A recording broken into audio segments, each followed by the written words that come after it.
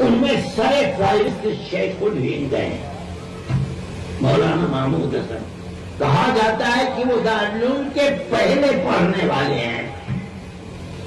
جب وہ پڑھ کر فارغ ہوئے ہیں تو ان کے دل کے اندر آزادی وطن کی آگ کبھی ہوئی تھی.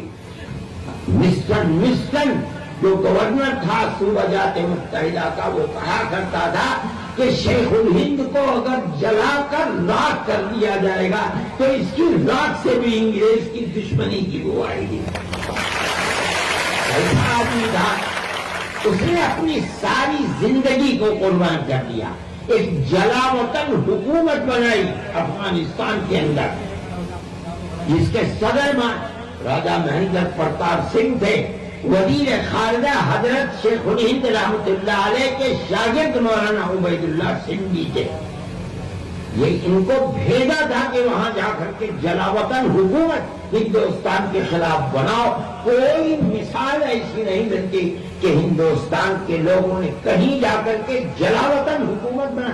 اگر ملتی ہے تو دارالعلوم دیوبند کے ثبوت سے ملتی ہے. یہ دماغ دیا انہوں نے. ان کے اندر آگ کتنی تھی میں آپ کو بتاتا ہوں کہ جب وہ وہاں سے واپس آئے اور 3 سال 7 مہینے کے بعد انگریز کو پتہ چل گیا تھا کہ وہ یہاں سے گئے ہیں سعودی عرب. اس زمانے میں سعودی عرب نہیں تھا، ترکی حکومت تھی. اور مولانا کا پروگرام یہ تھا کہ ترکی حکومت سے مدد لے کر وہ وہیں سے آزاد قبائل میں جائیں گے، افغانستان اور وہاں سے آزاد قبائل. اگر انگریز کو پتا تھا، اس نے طائف کے اندر رہتے ہوئے جو وہاں کی حکومت تھی اس سے کہہ کر کے انہیں گرفتار کرا دیا اور گرفتار کرا کے ان کو وہاں سے پورٹ سعید مصر بھیجا. وہاں تھوڑے دن رکھ کر کے اور ان کے اپنے 4 شاگردوں کے ساتھ ان کو مالٹا بھیج دیا، جہاں انہوں نے 3 سال 7 مہینے قید بے مشقت گزاری ہے.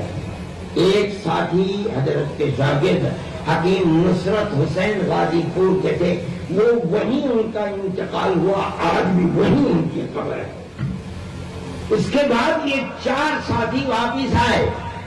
میں ڈی ایم صاحب اور ایس ایس پی صاحب سے کہتا ہوں کہ جب جہاز گودی پر آ کر لگا تو ریاست بہاولپور جو آج کل پاکستان میں ہے، اس وقت تو ملک تقسیم نہیں ہوا تھا، 1920 میں ریاست بہاولپور کے جو جنرل سیکریٹری تھے یا چیف سیکریٹری کہیے ان کے نواب صاحب کے، ان کا نام تھا سر رحیم بخش.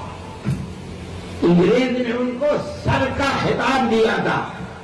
انگریز نے ان کو بھیجا، سیڑھی لگ گئی، کسی کو جانے کی اجازت نہیں تھی. وہ گئے اور جا کر حضرت شیخ الہند رحمۃ اللہ علیہ سے عرض کیا کہ حضرت آپ سب سے بڑے ودوان تھے اور دارالعلوم دیوبند میں سینکڑوں لوگ آپ سے لابھدائک ہوتے تھے.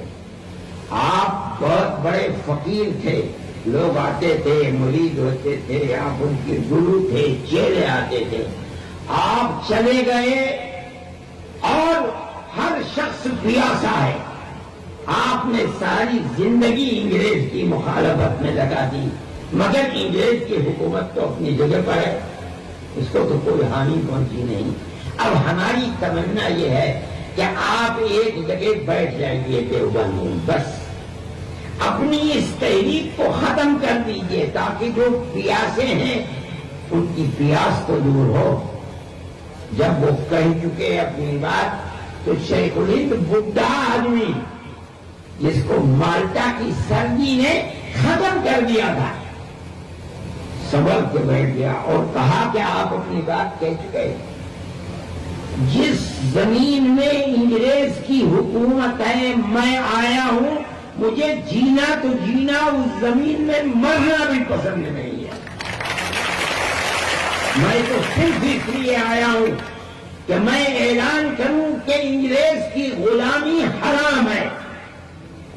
اور رحیم بخش صاحب، اگر میرے پیروں میں طاقت نہیں رہی اور میں بوڑھا ہو گیا ہوں تو میں چارپائی پر لیٹ جاؤں گا اور اپنے شاگردوں سے کہوں گا کہ میری چارپائی کو اپنے کاندھوں پر اٹھا کر گاؤں در گاؤں لے چلے اور میں اعلان کروں گا انگریز کی غلامی حرام ہے.